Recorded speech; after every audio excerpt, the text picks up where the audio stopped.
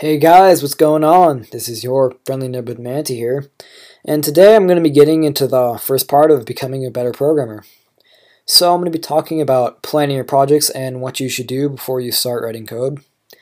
Now, you may be tempted to, skim over this part, but let me tell you, it's a very important part of the process, and if you put in a lot of time down here planning your project, you'll save a lot of time, later when you're actually writing code. So let's get right to it. So the very first thing you want to do is decide exactly what your program is going to do and what problem it's going to solve. You may even be surprised to find that this problem has been solved by somebody else already.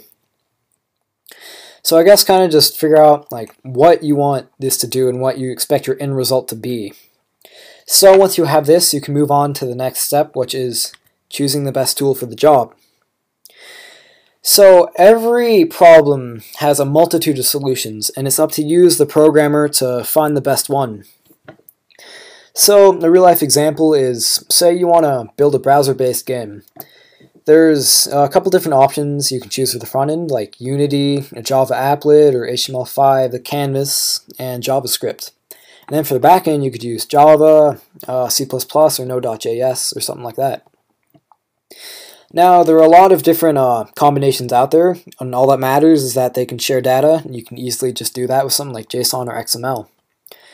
So it's up to you to decide the best languages and frameworks you're going to use and do research on them. So a key point I want to make is do not be a software purist. Do not be a software purist. So even if you've been writing web apps for 5 years with JSP and struts, it's not going to hurt you to actually try something else. And you can't really know what the best tool is out there unless you actually try every one. But there is no, one size fits all, language, framework, or whatever. So you actually need to learn what tool will work best for what problem. And I would recommend going out and just watching a lot of different introductory videos to a lot of different languages and frameworks. And so you have an idea of what's out there, but you don't need to learn even really much about it. So say you get a new project or you think something you want to do, you can pick through all of these different languages and frameworks you know about, and you may decide oh, this would work good. So, and then you can go and learn more about it if you have the time and resources, and then you may actually find something you like even more than your previous go-to option of just fixing the problem. So a little piece of wisdom I like, a nice quote, is, if all you have is a hammer, everything begins to look like a nail. So then you need to think about how you're going to manage the complexity of the program. So programs are, by nature, very complex things. The computer it should store all of the program's information and act on it at lightning speeds. You as the programmer cannot. So you should make it so you don't have to know how the entire 20,000 line program works to be able to change one class or one function. If you have to keep in in mind how every little cog meshes together, even thousands of lines of code away, you're going to have a hard time just changing a class or a function quickly. So I guess what you should do is try and think about how you're going to compartmentalize your program. So if you want to edit one compartment, you don't have to know how everything else works together. So the next thing you need to think about is managing complexity. So programs by nature, I would say, are very complex things. Now the computer can, it should be able to store all of the program's information and act upon it at lightning speeds. It doesn't care, what it looks like, it just operates, instruction by instruction. You as the programmer cannot store all of this information at one time. So you shouldn't have to know how every little cog in the program fits together to be able to change just a function or a class. And I guess this is a big part of programming, is just breaking the problem down into little pieces. So you should think about how you're going to compartmentalize your program. So if you want to change a little piece, you don't have to know how everything else fits together. And then you can just take a piece out and just drop a new piece in, and the entire program should still work perfectly. So the next thing you need to consider is how you're going to manage your data. So software, all it does is manipulate large amounts of data. So I guess think about like your data structures, maybe some of the variables you want, the types of variables, like you should use an integer, a long integer, etc. And I guess an example would be is, say you're working with Java and you decide you want to store a key piece of information in a hash map. You should think of how are you going to let other classes access this hash map, where it will be stored, and how you will manipulate this. So a real life example I actually have, I'm just going to jump out of my presentation real quick, is I was working on a project called BazaarBlock, and I didn't have a plan for how I was going to manage data, and I had to store classifieds and auctions and sections, and my plan was to hard code the entire thing into switch statements. Now it got really messy, really fast, and I don't know really what was going through my head when I thought of this, but I ended up having a giant switch statement here, and then like a giant switch statement in JavaScript file, and if I changed something there, I'd have to change something here, and it got horrible. So I decided to just throw out the entire thing and start again from scratch, and this time I made a plan, and I decided to store this in an XML file, and then I had the code act upon that XML file. So instead of having it hard-coded, I could just take something in the XML file and or take something out and just drop something in, and then the program would just change accordingly, and I didn't even have to change any of the code.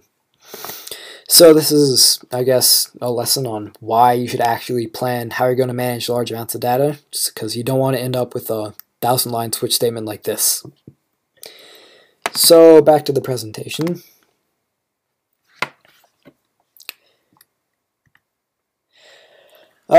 Good key point is program enter language and not init, and this is from Code Complete 2 by Steve McConnel. So what this means is, I guess, every tool has its limitations. You can't, like I said, there is no one-size-fits-all approach. But that doesn't mean you shouldn't let the power of your language limit the power of you as a programmer. So say you have your box of tools, but you can't find like a specific tool that you want for something really small. So what you can do, you take two tools, put them together, and then you have something else that solves the problem. Every language is going to have its limitations, but that shouldn't stop you from using that language, because if you use something else, you're going to find different limitations in that other language. So you're going to have to find ways to work around your limitations.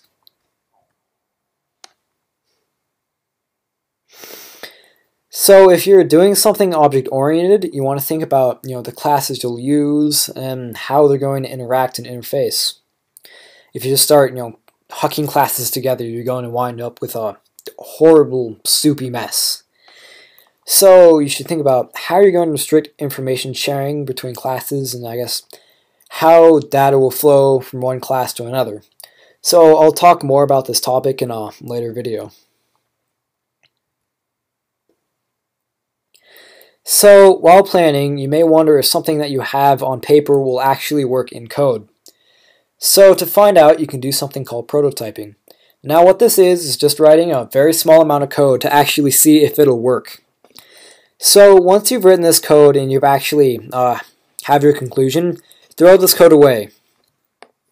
If you end up taking this piece of code and trying to implement it into your project after you're done planning, you may end up having to break abstractions and just trying to make this fit into your plan, even though there was no plan for it, and it'll cause problems in the future. So even if if you wrote the barest amount of code to find out if it worked, you shouldn't have any qualms about throwing it away. So you may be tempted to plan your program down basically to the last function, maybe even start writing some pseudocode and stuff like that.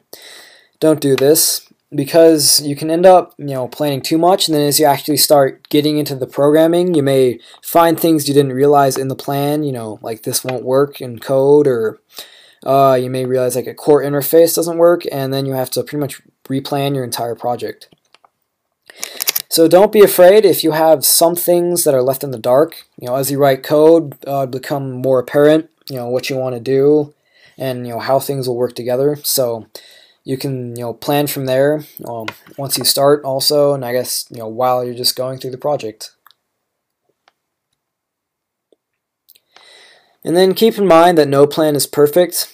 So your plans will change as you start writing code and get into the project, and that some of your time will go to rewriting code and just changing how things work. Through effective planning, you can minimize the amount of code you'll have to rewrite in the future. So that's all for today, guys. Thanks for watching, and I'll see you next time.